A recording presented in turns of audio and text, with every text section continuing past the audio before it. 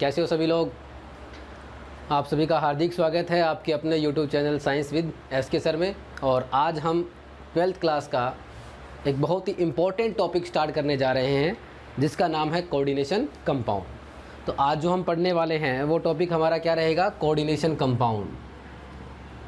जब भी अपन किसी भी टॉपिक की बात करते हैं तो उसका वेटेज डिपेंड करता है कि वो किसी भी एग्ज़ाम के अंदर कितने मार्क्स का आता है ना।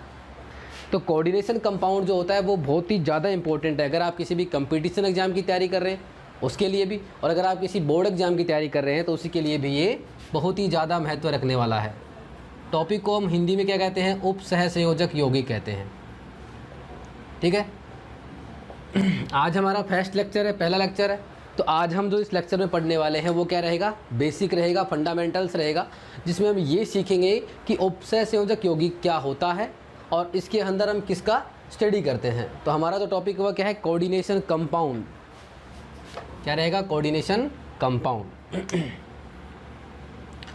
तो ध्यान से बैठ जाइए सभी लोग आराम से। ठीक है, टॉपिक स्टार्ट करते हैं।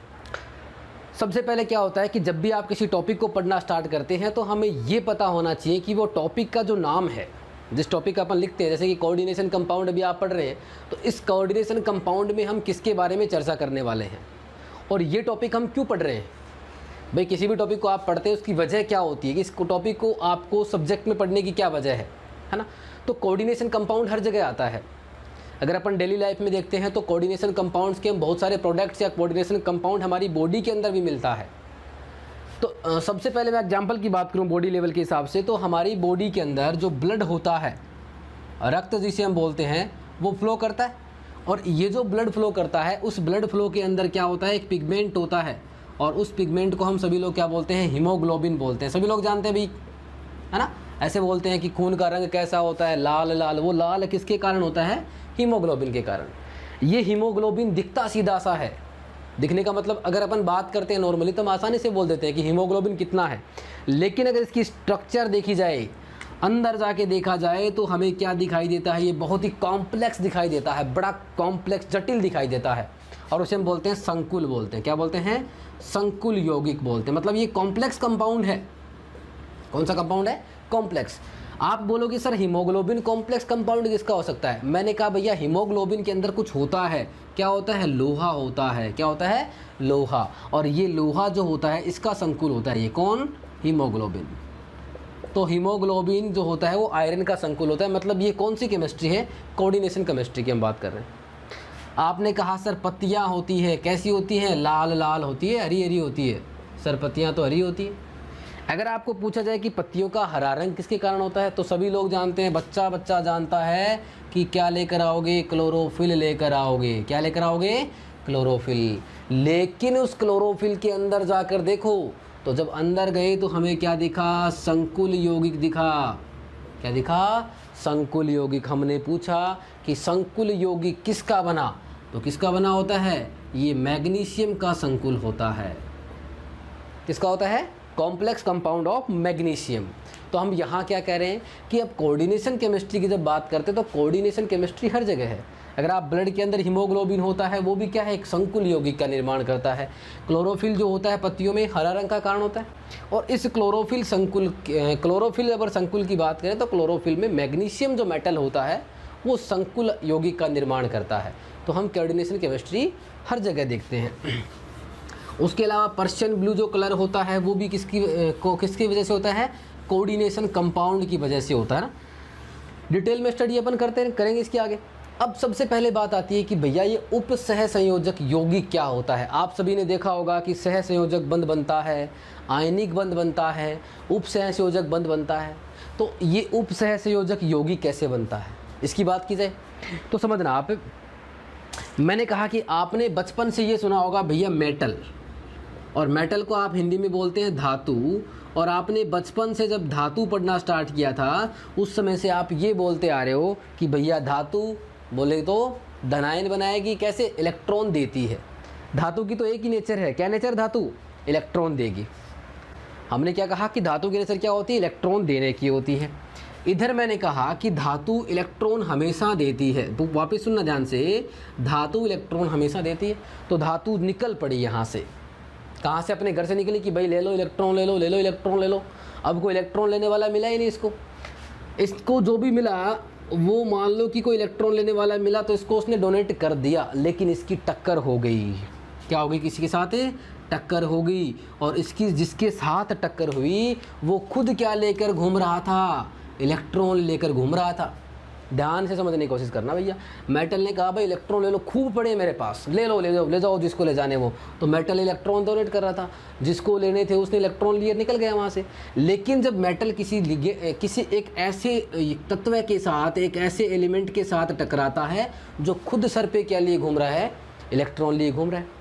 तो मेटल बोलेगा भैया ले लो इलेक्ट्रॉन, लेकिन जैसे मेटल इसके साथ आएगा, मेटल इसके साथ आएगा संपर्क में, तो मेटल तो देखेगा भैया तो खुद इलेक्ट्रॉन लेके घूम रहा है, इसको अपन क्या इलेक्ट्रॉन देंगे? तो ये बोलेगा मेटल इधर आना जरा। बोले हाँ साहब। बोले कि तेरे को बहुत दिनों के इलेक्ट्रॉन देते हुए, चल मैं देता हूँ तेरे को इलेक्ट्रॉन। अपन रेफरेंस के लिए, समझने के लिए बात कर रहे हैं। तो क्या होता है, ये जो होता है, ये जो आपने एल लिखा है, ये तो खुद इलेक्ट्रॉन लेके घूम रहा है सिर के ऊपर। वो क्या करता है, जैसे मेटल आता है संपर्क में उसको इलेक्ट्रॉन दे देता है।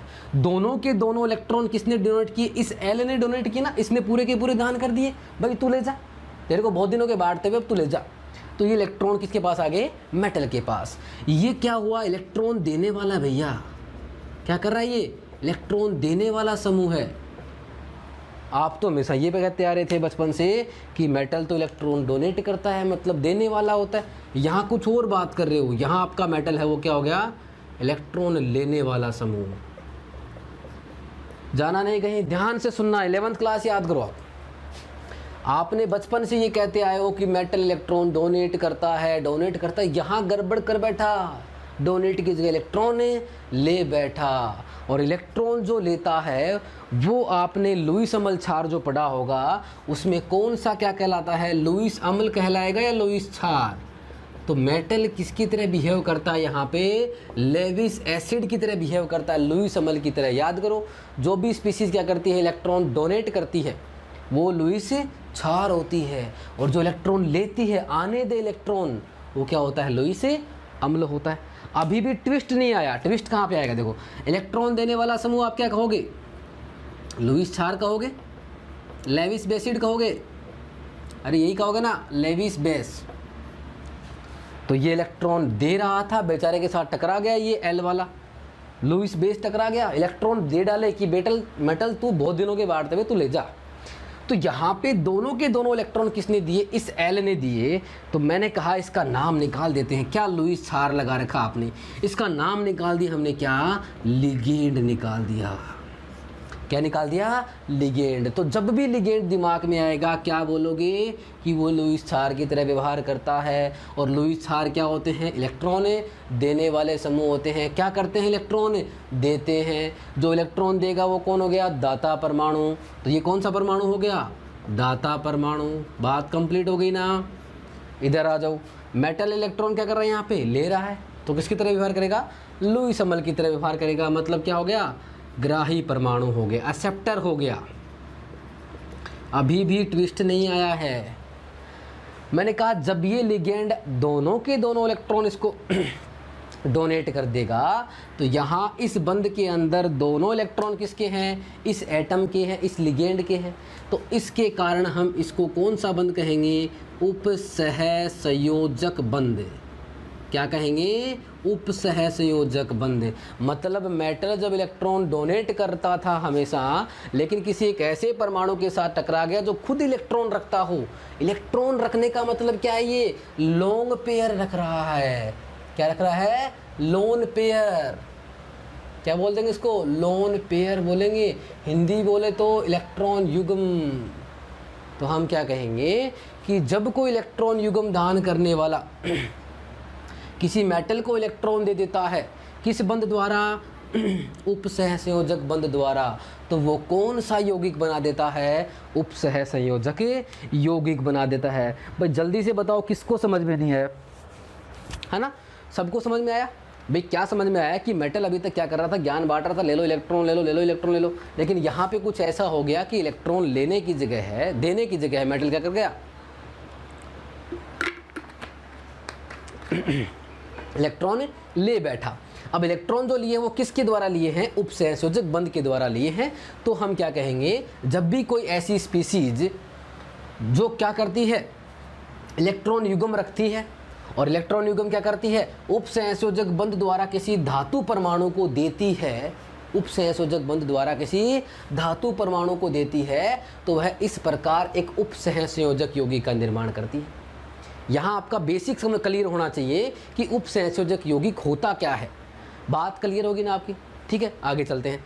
तो मैंने यहाँ पे क्या कहा कि अगर कोई मेटल मिला, जैसे आप पढ़ते हो ना, जैसे मेरे पास आयरन था, आपने इस कंपाउंड को बहुत ज़्यादा बार पढ़ा है, FeCO5 ऐसा कुछ पढ़ा है सभी लोगों ने ना। तो आप क्या कह रहे हैं कि भाई जो लिगेंड है वो तो इलेक्ट्रॉन डोनेट कर रहा है यहाँ पे, तो मैं यहाँ पे ये कह दूंगा कि देखो इस आयरन के साथ, ये तो आयरन मेटल है ना, इस मेटल को इलेक्ट्रॉन कौन देगा यहाँ पे? CO, कार्बोनिल ग्रुप देगा। तो ये हमारे पास क्या हो गया? आयरन हो गया। कुछ यहाँ लिख देता हूँ, ये आयरन हो गया। अब इसको इलेक्ट्रॉन कौन दे रहा है? CO। तो एक CO इधर से आया कि चल आ जा तू भी ले ले इलेक्ट्रॉन, एक CO इधर से आ गया, इलेक्ट्रॉन ले ले भैया, एक CO इधर से आ गया कि लो भैया इलेक्ट्रॉन ले लो, कूट कूट के इलेक्ट्रॉन ले लो। कितने हैं? 5 हैं। लो भैया इलेक्ट्रॉन ले लो, CO, ये ले लो, इलेक्ट्रॉन ले लो। तो देखो इस आयरन को, साइन देखो आप ध्यान से, इस आयरन को कितने लोगों ने घेर रखा है? 1 2 3 4 और 5। इसको मैं कवर कर देता हूँ। तो 5 लोग मिलकर इसको क्या कर रहे हैं? इलेक्ट्रॉन दे रहे हैं। किस बंध द्वारा? उपसहसंयोजक बंध द्वारा। तो ये जो आपके पास कंपाउंड बना है, ये जो यौगिक बना है, वो कौन सा यौगिक है? उपसहसंयोजक यौगिक है, जिसे हम अक्सर क्या कह देते हैं? कॉम्प्लेक्स कंपाउंड कह देते हैं, संकुल यौगिक कहते हैं। भैया एक से ज़्यादा लिगेंड अगर जुड़ते हैं, इधर से भी इलेक्ट्रॉन आ रहे हैं, इधर से भी आ रहे हैं, इधर से भी आ रहे हैं, इधर से भी आ रहे हैं, चारों तरफ से इलेक्ट्रॉन आ रहे हैं, कॉम्प्लेक्स हो गया, सब कुछ कॉम्प्लिकेटेड हो गया। मतलब कौन सा हो गया? कॉम्प्लेक्स कंपाउंड या फिर कोऑर्डिनेशन कंपाउंड। संकुल यौगिक बोल दो या फिर आप उपसहसंयोजक यौगिक बोल दो। सबसे पहली बात क्या होती है टॉपिक में कि आपको कॉन्सेप्ट क्लियर होना चाहिए कि टॉपिक में पढ़ क्या रहे हैं, तो आपको ये सब समझ में आ गया होगा। ठीक है, अब आगे चलते हैं। तो ये बात होगी ना। अगर अपन डेफिनेशन की बात कर लेते हैं क्या कि हमारे पास कोऑर्डिनेशन कंपाउंड या उपसहसंयोजक यौगिक होता क्या है, तो हम क्या कहेंगे? सुनना ध्यान से, देखो क्या लिखा आपके पास? कोई भी एक इलेक्ट्रॉन युग्म वाला परमाणु, एकांकी इलेक्ट्रॉन युग्म वाला परमाणु उपसहसंयोजक बंध द्वारा किसी धातु परमाणु या आयन को इलेक्ट्रॉन देकर बनाने वाला या बनने वाला यौगिक क्या कहलाता है? उपसहसंयोजक यौगिक कहलाता है। ठीक है, आगे बात करते हैं अपन। जैसे एग्जाम्पल की बात करेंगे तो ये कौन सा कंपाउंड है? कोऑर्डिनेशन कंपाउंड या उपसहसंयोजक यौगिक है। अच्छा, जो लिगेंड होता है वो किसकी तरह काम कर रहा है यहाँ पे?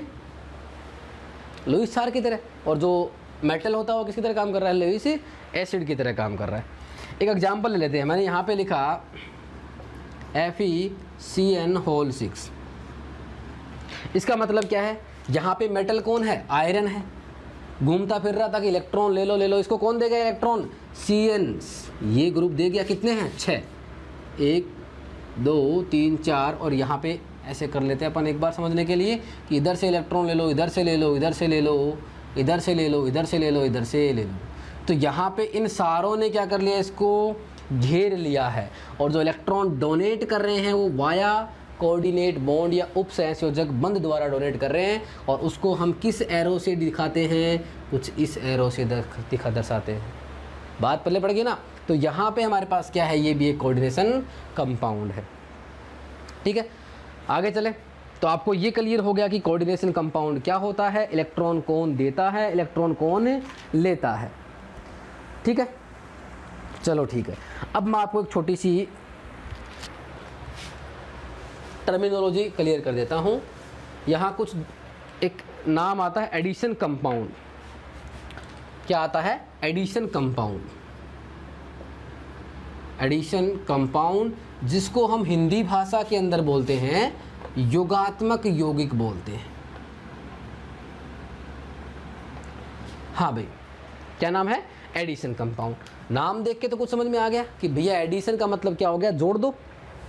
कुछ ऐसा ही आ रहा होगा। एडिशन का मतलब क्या हो गया? जोड़ दो। लेकिन होता क्या है? ध्यान से समझना। एडिशन कंपाउंड के अंदर मैं यहाँ पे एक एग्जांपल ले रहा हूँ आपके सामने। मैंने लिखा कि ये जो KCl था, पोटेशियम क्लोराइड, मैंने इसको जोड़ दिया किसके साथ, MgCl2 मैग्नीशियम क्लोराइड के साथ, और क्या मिला दिया आपने, 6 वाटर के मॉलिक्यूल्स ऐड कर दिए।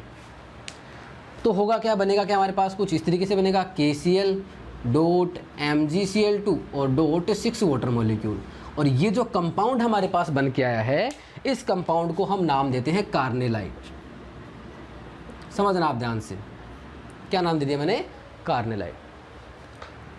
चलो आपने कहा कि ये तो हमारा कुछ मान लो कि किसी बच्चे का नहीं सुना हुआ है, सभी लोग जानते हैं फिटकरी, जानते ना फिटकरी क्या होता है। फिटकरी में पोटेशियम सल्फेट K2SO4 प्लस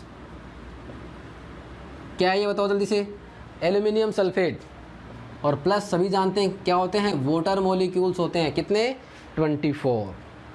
और यहाँ से हम जो कंपाउंड बनाएंगे वो होगा K2SO4 डॉट Al2SO4 का होल थ्राइस डॉट 24 H2O, और इसे अपन बोलते हैं पोटास एलम बोलते हैं। क्या बोलते हैं, पोटास एलम, या फिर क्या बोल देते हैं, फिटकरी। ये बात समझ में आ गई। एक तीसरा एग्जाम्पल और ले लेते हैं, और वो एग्जाम्पल अभी अभी अपन ने पढ़ा है FeCN। तीसरा एग्जाम्पल अपन यहाँ पे ले लेते हैं,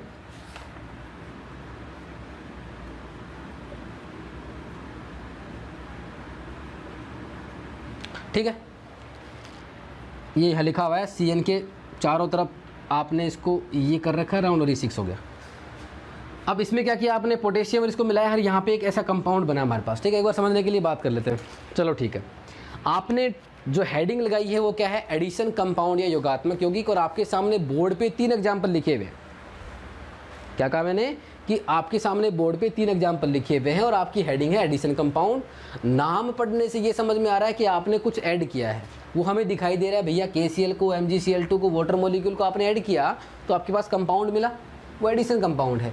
यहाँ पे पोटेशियम सल्फेट को, एल्यूमिनियम सल्फेट को वाटर मॉलिक्यूल्स के साथ ऐड किया, तो ये जो पोटास एलम बन रहा है वो भी हमारे पास क्या है, एडिशन कंपाउंड है। यहाँ पे आपने क्या किया, पोटेशियम, आयरन, साइनाइड सबको मिक्स किया, तो यहाँ पे हमारे पास जो कंपाउंड बन रहा है वो भी क्या है, एडिशन कंपाउंड। यहाँ तक तो बात समझ में आ रही है, लेकिन आप इसको यहाँ पे क्लेरिफाई कैसे करने वाले हैं कि आपके पास ये जो बने हैं वो एडिशन कंपाउंड है।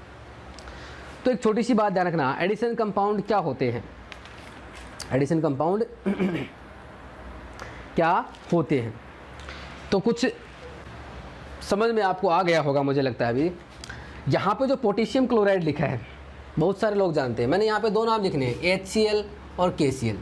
क्या डिफरेंस है इन दोनों में, बेसिक क्या रहता है कि बच्चों का कई बार कमज़ोर हो जाता है। तो HCl क्या होता है भैया, एसिड होता है सर, अम्ल होता है। HCl हाइड्रोजन और क्लोरीन दोनों है, इसके अंदर हाइड्रोक्लोरिक अम्ल होता है। ये जो KCl होता है उसे अपन बोलते हैं पोटेशियम क्लोराइड, ये अम्ल नहीं होता, ये क्या होता है, लवण होता है। तो ये पता चल रहा है सभी लोगों को, ये जो KCl है वो क्या है, लवण है। क्या है, लवण।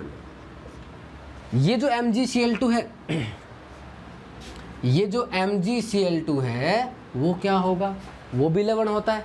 भाई लवण क्या होते हैं, अम्ल और क्षार जब मिलते हैं तो क्या बनाते हैं, लवण बनाते हैं। आप ये बोलोगे सर अब ये लवण कहाँ से आ गया, तो भैया देखो मैंने आपको पहले बताया था कि मेटल जो था वो इलेक्ट्रॉन दे रहा था या ले रहा था, यहाँ पे ले रहा था। किससे ले रहा था, लिगेंड से। तो ये मेटल लुईस अम्ल था, लिगेंड लुईस क्षार था।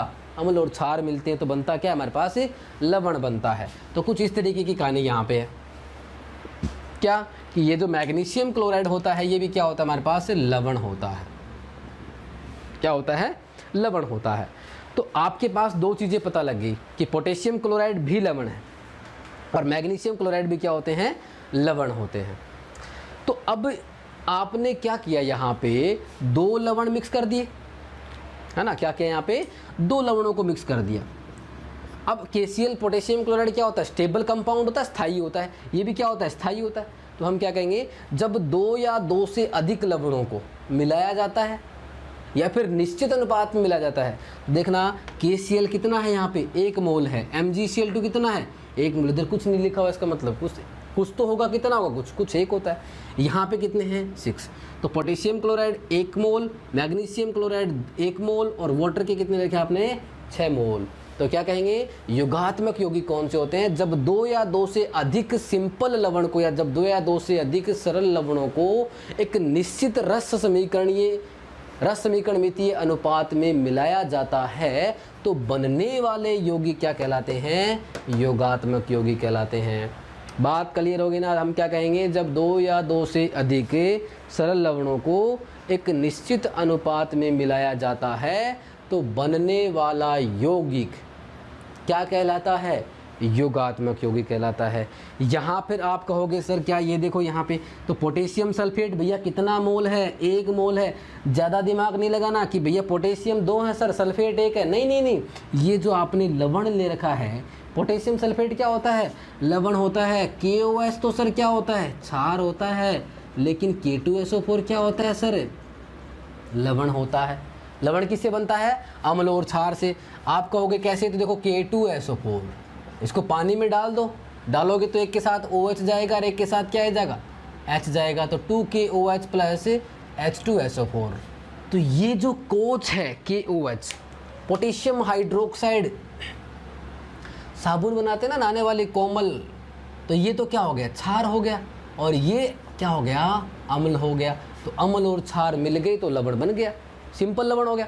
तो यहाँ पे हम क्या कहेंगे, ये पोटेशियम सल्फेट लवण है, इसका 1 मोल ले रखा आपने, एल्यूमिनियम सल्फेट का 1 मोल ले रखा है, और यहाँ पे वाटर मोल के कितने हैं, 24।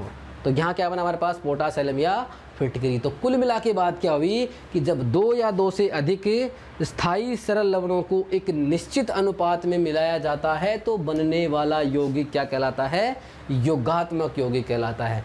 इधर जो आपने लास्ट एग्जाम्पल लिखा है, देखो ध्यान से देखो लास्ट एग्जाम्पल को, यहाँ पे पोटेशियम 4 या मतलब K4 लिखा हुआ है, कोष्टक बंद किया हुआ है Fe, और कोष्टक में CN के कितने हैं, 6 लगा के यहाँ पे कोष्टक को बंद किया हुआ है। यहाँ मुझे लगता है कुछ लोगों को कन्फ्यूजन हो सकता है, यहाँ कुछ लोगों को क्या हो सकता है, कन्फ्यूजन हो सकता है। कैसे, तो आप यहाँ पे क्या कहोगे कि आपने तो सर ऐसे बोला था 2 या 2 से अधिक लवणों को मिलाओ, यहाँ कहाँ लवण आ गए। तो देखो यहाँ पे ये कंपाउंड कब बनता है, जब क्या करते हैं अपन 2 या 2 से अधिक लवणों को मिक्स करते हैं। वो लवण कौन से होते हैं यहाँ पे, एक तो आपको पोटेशियम साइनाइड को मिक्स करना है किसके साथ है, FeCN4 और ये 2I6। हाँ, पोटेशियम साइनाइड क्या होता है, लवण होता है, किसका बना होगा सभी को पता है, बेसिक्स क्या होगा, कोच पोटेशियम हाइड्रोक्साइड और HCN का। तो ये तो अम्ल और ये क्षार है, तो ये लवण और ये भी क्या हो गया, लवण हो गया। तो अब आपने क्या कहा कि इन दोनों लवणों को आपने मिला दिया निश्चित अनुपात में, तो ये यौगिक मिल गया। तो ये भी क्या है हमारे पास है, एडिशन कंपाउंड या योगात्मक यौगिक होगा। इसका नाम क्या होता है, पोटेशियम फेरोसाइनाइड होता है। ठीक है, तो आपको ये भी क्लियर हो गया कि योगात्मक यौगिक क्या होते हैं। तो क्या होते हैं, जब 2 या 2 से अधिक स्थायी सरल लवणों को एक निश्चित अनुपात में मिलाया जाता है तो बनने वाला कंपाउंड क्या होता है, योगात्मक यौगिक। आगे चले, ओके। तो सर बात तो आपने योगात्मक यौगिक की कर दी, और चलो कोई नहीं, अपन वापस लिख लेते हैं। क्या हुआ, आपको इतना पता चल गया कि योगात्मक यौगिक क्या होता है। अब मैंने क्या किया, एक टेस्ट किया। हमने क्या किया है कि छोटा सा टेस्ट किया।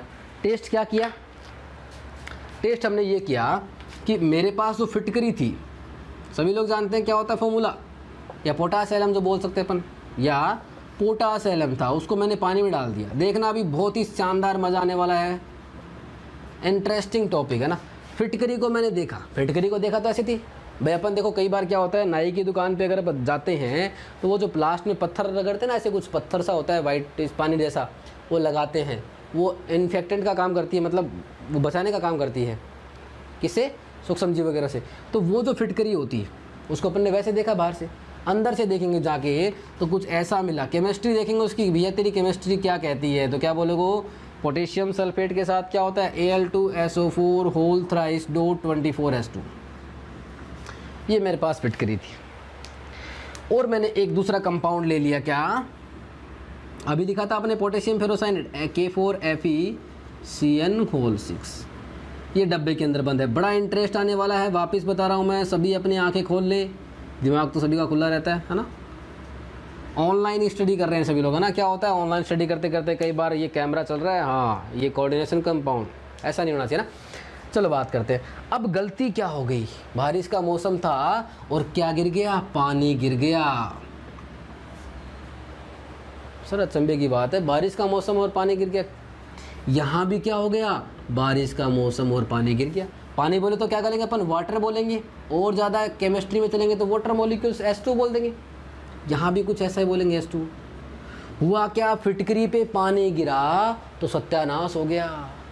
पहले हमें दिखाई दे रहा था पोटेशियम सल्फेट है, एल्यूमिनियम सल्फेट है और वाटर है, लेकिन जब बाहर क्या हुआ, जैसे ही पानी में डला तो यहाँ से निकल के आता, कभी कोई निकल के आया, कभी कोई निकल के आया, कभी कोई निकल के आया। नए नए लोगों से सामना हुआ। कैसे, एक तो पोटेशियम बोला हाय, और कौन बोला, सल्फेट बोला उधर से हाय, और कौन बोला, एल्यूमिनियम बोला हाय। हम तो सोच रहे थे लवण से बना है, यहाँ तो क्या हो गया, पोटेशियम बोला कि मैं भी प्रेजेंट हूँ, सल्फेट बोला मैं भी प्रेजेंट हूँ, और एल्यूमिनियम बोला मैं भी प्रेजेंट हूँ, तो लोचा हो गया।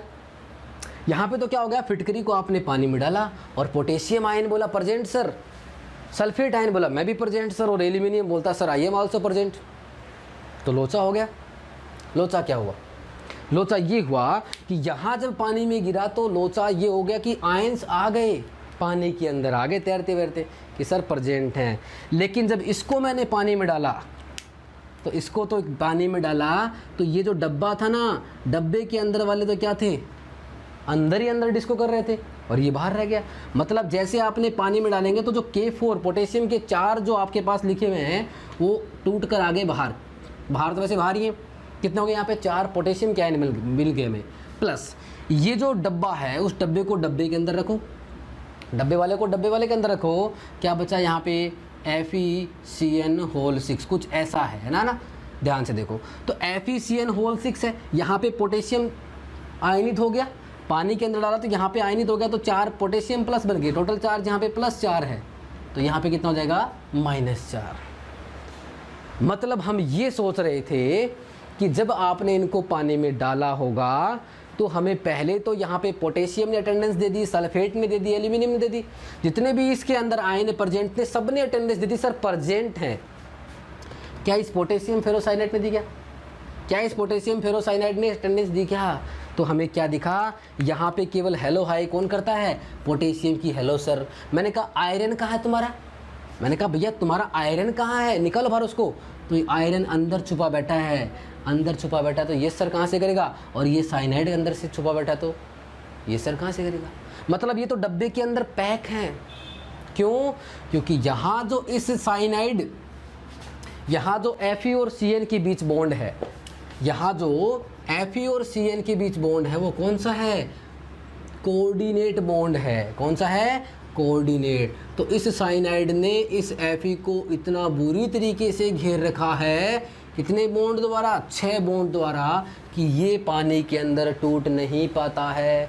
जब पानी में टूटेगा ही नहीं तो पानी में आएगा कैसे, और पानी में आएगा ही नहीं तो प्रेजेंट लगाएगा कैसे, और प्रेजेंट लगाएगा ही नहीं तो पहचान बताएगा कैसे। कुछ समझ में आया ना इधर, क्या समझ में आया कि फिटकरी जो होती है वो भी योगात्मक यौगिक है, और जो ये जो पोटेशियम फेरोसाइनाइड है ये भी क्या होता है, योगात्मक यौगिक होता है। इंटरेस्ट यहां से क्रिएट हुआ, डिफरेंस क्या हुआ इनमें, मतलब ये भी आपका एडिशन बोल रहे हो और ये भी एडिशन बोल रहे हो, फिर मतलब क्या हुआ, दोनों एक जैसे हैं ना, ना ना, दोनों अलग अलग हैं। एक तो क्या कर रहा है, पानी में डालने के बाद अपने में प्रेजेंट सभी आयनों की पहचान दे रहा है, और एक जो है वो जल में डालने के बाद पूर्णतः आयनित नहीं होता, पूरा आयनित नहीं हुआ, पोटेशियम निकाल के छोड़ दिया इसने, डब्बे वाले डब्बे के अंदर रह गए, क्योंकि उसके अंदर क्या है, प्रबल उपसंयोजक बंध है। तो यहाँ से जो बात निकल के आती है वो समझते हैं। क्या बात निकल के आई हमारे पास यहाँ पे, बात ये निकल के आई कि एडिशन कंपाउंड कितने टाइप के होते हैं, 2 टाइप के होते हैं। पहला वो जो पिघल गया, मतलब क्या बोलेंगे इसको, डबल साल्ट बोलते हैं, डबल सॉल्ट, और हिंदी कर दें इसकी डबल सॉल्ट की, तो क्या होता है डबल सॉल्ट की हिंदी, द्विक लवण होता है। क्या होता है, द्विक लवण। तो द्विक लवण कौन सा हुआ, फिटकरी हुआ। और यहाँ जो आपका पोटेशियम फेरोसाइनाइड है वो पहचान तो सभी की दे नहीं रहा ना, तो ये कौन सा होता है हमारे पास? Complex compound. बोले तो कोऑर्डिनेशन बॉन्ड भैया, भैया उपसहसंयोजक बंध है तो कौन सा होगा? सोचने की बात नहीं है, कौन सा होगा? उपसह संयोजक यौगिक होगा। क्या सर नामकरण 2-4 करने हैं जैसे गांव में करते हैं ना, गांव में क्या सभी जगह करते हैं? तो कोऑर्डिनेशन यौगिक होगा या फिर क्या होगा? संकुल यौगिक होगा। क्या होगा? संकुल यौगिक। बताओ बात पल्ले पड़ी कि नहीं पड़ी, है ना? तो अब अपन बता सकते हैं ना कि कौन सा संकुल यौगिक होगा और कौन सा वो क्या बोलते हैं द्विक लवण होगा, बता सकते हैं ना? जल्दी से एक बार आप देख लीजिए। अभी अपन इसको क्लैरिफाई करने वाले हैं कि एडिशन कंपाउंड के अंदर जो 2 पार्ट्स होते हैं, डबल सोल्ट और कौन सा? कोऑर्डिनेशन सोल्ट, कोऑर्डिनेशन कंपाउंड होते हैं। इनको अपन कैसे डिफाइन करेंगे, मतलब कैसे अपन एक दूसरे को पहचान सकते हैं कि कौन सा हमारे पास डबल सोल्ट है और कौन सा हमारे पास कोऑर्डिनेशन कॉम्प्लेक्स साल्ट है। आज की क्लास वैसे भी क्या रहने वाली है? बेसिक रहने वाली है। आज फंडा समझ में आ गया, मतलब आपका कल्याण हो जाने वाला है। ठीक है, स्टार्ट करें। चलो, अब मैंने आपको एक बात कही कि आप देखो जो फिटकरी थी वो कैसा कंपाउंड है? डबल सोल्ट है, लेकिन पोटेशियम फेरोसाइनाइड कैसा है? उपसंयोजक यौगिक है। तो इसको मैं मिटा देता हूँ ना, पूरा पढ़ते हैं।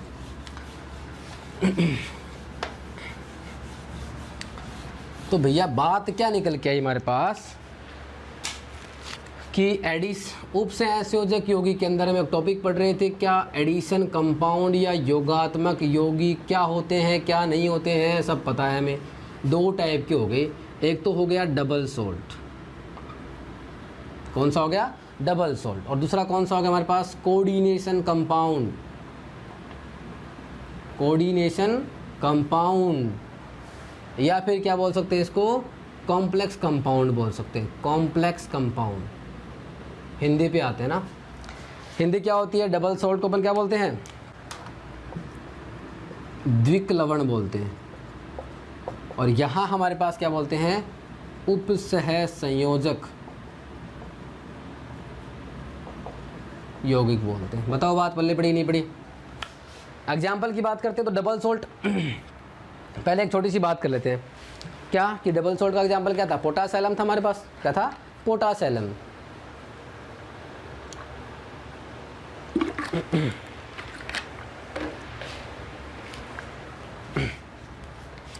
तो डबल साल्ट जब पोटास एलम फिटकरी देखा होगा आपने, भाई फिटकरी को आपने देखा होगा, पत्थर रखा हुआ है ना, फिटकरी का पत्थर आता है लगाने वाला, तो रखा हुआ है।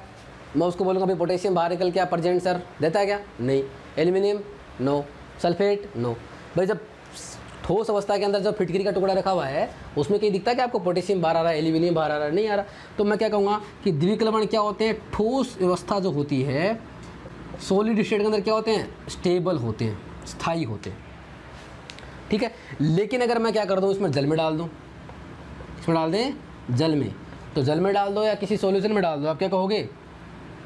जल में क्या होते हैं? पूर्णतया आयनित हो जाते हैं, टूट गए थे ना, आयनित हो जाते हैं। और क्या करते हैं? अपने में उपस्थित सभी आयनों की पहचान, सभी आयनों का परीक्षण देते हैं।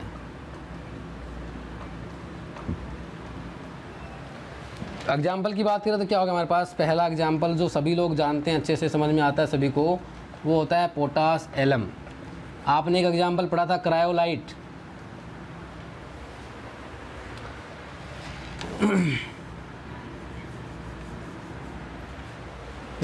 एक बार एक एग्जाम्पल की बात कर लेते हैं ना। तो डबल साल्ट क्या होते हैं? सॉलिड स्टेट के अंदर तो क्या होते हैं? स्टेबल होते हैं, स्टेबल कंपाउंड होते हैं, लेकिन जैसे आप जल में डालोगे तो अपने में प्रेजेंट सभी आयनों की पहचान दे डालते हैं।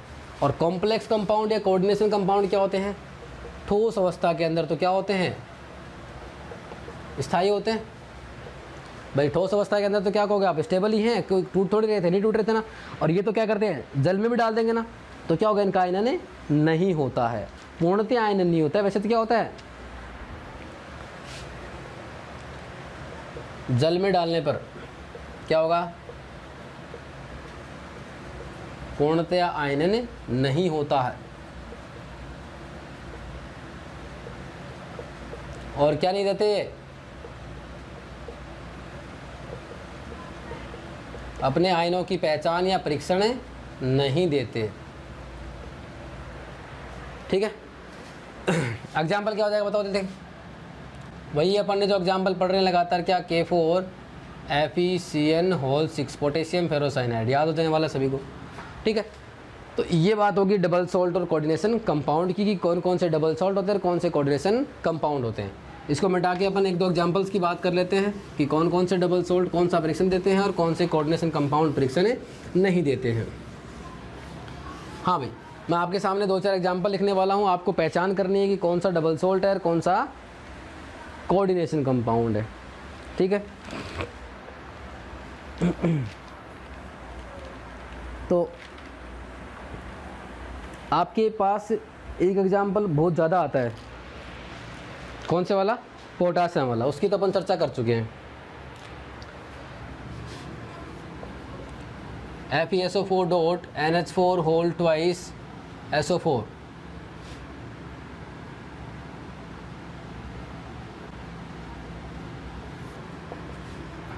ये जो हमारे पास कंपाउंड लिखा हुआ है कौन सा डबल सोल्ट है या फिर हमारे पास कॉम्प्लेक्स कंपाउंड है।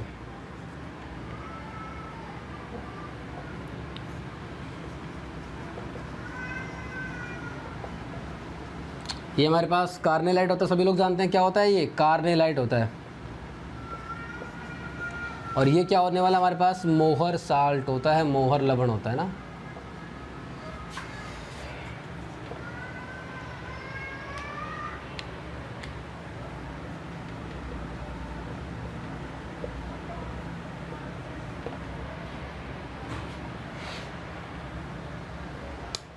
अच्छा, आपके सामने 3 एग्जांपल लिखे हुए हैं। पहला देखो क्या लिखा हुआ है, FeSO4 फेरस सल्फेट हो गया, अमोनियम सल्फेट हो गया, और यहाँ पे क्या है, वाटर मॉलिक्यूल होते हैं। और ये एग्जांपल किसका होता है, मोहर लवण का होता है। इस मोहर लवण के अंदर क्या क्या होता है, यहाँ पे वाटर मॉलिक्यूल कितने होते हैं, 6 होते हैं। आपको ये पूछा है कि कौन सा है, डबल सोल्ट है या फिर कोऑर्डिनेशन सोल्ट है, कंपाउंड है, सॉरी। यहाँ पे क्या है, कार्नेलाइट लिखा हुआ है, यहाँ पे निकल का टेट्रा कार्बोनिल कंपाउंड आपके सामने लिखा हुआ है। आपको बस इतना सा बताना है कि इसके अंदर कौन सा डबल सोल्ट है और कौन सा कोऑर्डिनेशन कंपाउंड का एग्जाम्पल है। जल्दी से दिमाग लगाओ, देखिए।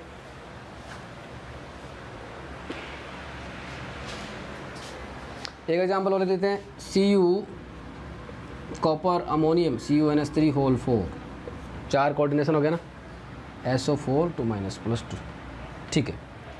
चलो बात करते हैं, इसको मैंने जल में डाला तो क्या होगा, ये आयरन का परीक्षण देगा, सल्फेट का परीक्षण देगा, और ये अमोनियम आयन का भी परीक्षण क्या होगा, देगा।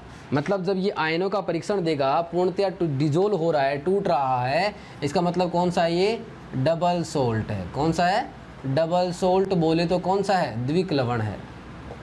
यहाँ तक बात समझ में आ गई ना, कि मोहर लवण होता है क्या होता है, द्विक लवण होता है। कार्नेलाइट भी क्या होता है, अगर इसको जल में डालोगे तो K+ का परीक्षण देगा, Cl- का देगा, और Mg+2 का भी परीक्षण देगा। सारे के सारे यस बोलने आएंगे। यहाँ जब इस कंपाउंड को आप डालने वाले, देखो जब भी आपको ये डब्बा दिख जाए ना, इस डब्बे का मतलब क्या है, डब्बे के अंदर रहने वाले सारे के सारे सुरक्षित हैं, बाहर नहीं आना चाहते। क्यों, क्योंकि उनके साथ क्या रखी है, ज़बरदस्ती हो रखी है। बहुत सारे लोगों ने उनको घेर रखा है कोऑर्डिनेट बॉन्ड द्वारा सॉरी। तो ये कौन सा होने वाला है, आपके पास उपसह संयोजक यौगिक होने वाला है। और सेम यहाँ पे जो आपके पास लिखा हुआ है वो भी कौन सा होने वाला है, उपसह संयोजक यौगिक। क्योंकि डब्बा आ गया, और डब्बा आ गया मतलब कौन सा कहला गया, कोऑर्डिनेशन कंपाउंड। और यहाँ पे इसको आप तोड़ोगे तो इसके अंदर सल्फेट आयन का परीक्षण देगा, अदरवाइज किसी का परीक्षण नहीं देने वाला है।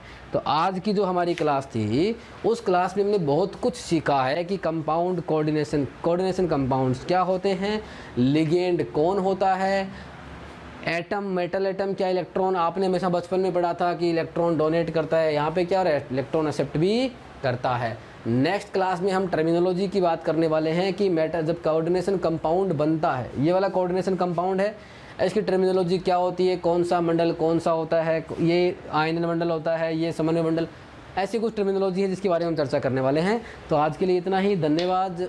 अच्छी तरीके से पढ़ाई करते रहे सभी लोग।